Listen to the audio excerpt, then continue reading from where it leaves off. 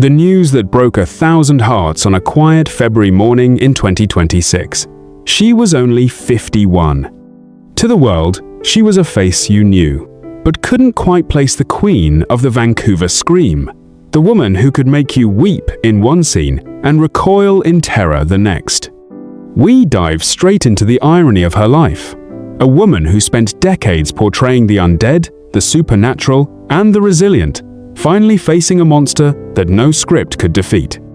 We flash through her most haunting roles, the distorted face of Jenifer, the tragic Karen Singer reminding the viewer that while we watched her die on screen a dozen times, this time, the credits didn't roll.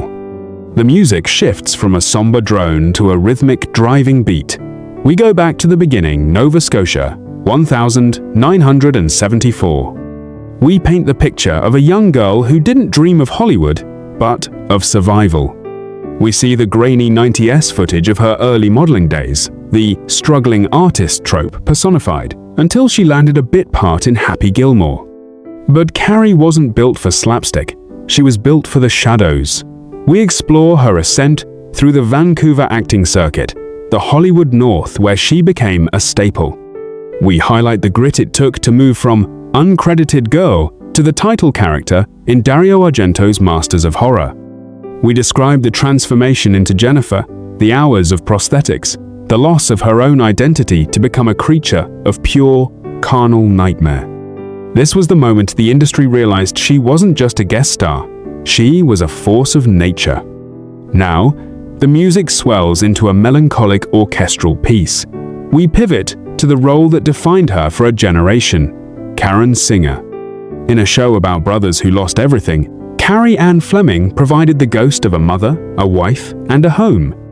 We analyze the Karen Singer episodes, the tragedy of a woman killed by a demon, resurrected as a zombie, and forced to beg her own husband to kill her again. It's heavy, visceral television. We weave in the behind-the-scenes reality, that while she played the tragic wife of Bobby Singer, she was building a real-life bond with the cast. We mention Jim Beaver's real-world grief, blurring the lines between the show and reality. We also touch on her 5-season run as Candy Baker in iZombie, showing her range from heartbreaking tragedy to the colorful, quirky world of the undead, proving she could own any universe she stepped into. The pace slows. The visuals become softer personal photos, candid smiles, the Pacific Northwest coastline. We address the why and the how. The script turns to her private battle with breast cancer. We talk about the strength it takes to keep the cameras rolling while your body is at war with itself. There were no press releases, no public pleas for sympathy, just a woman working, mothering, and living until the very end. We frame her final years in Sydney, BC, not as a decline, but as a masterclass in dignity. We speak about her daughter, Madeline Rose, and the legacy of a mother who was a warrior both on screen and off. This isn't just about an actress dying, it's about the light of a powerhouse of vitality finally flickering out, leaving a void in the Vancouver film community that no one else can fill. The music fades to a single, pulsing note. We show a montage of her final frames, the way she looked at the camera, a mix of defiance and softness. We remind the audience that, in the digital age, actors never truly leave us. They are trapped in the amber of 24 frames per second. We end with a powerful call to action, to remember the names of the character actors who hold our favorite stories together.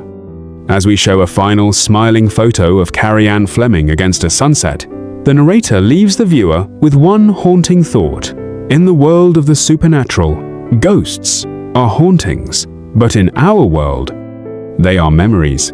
And Carrie Anne Fleming will be a memory that refuses to fade. The screen fades to black with two dates, 1974, 2026. The flickering candle from the start is blown out. Silence.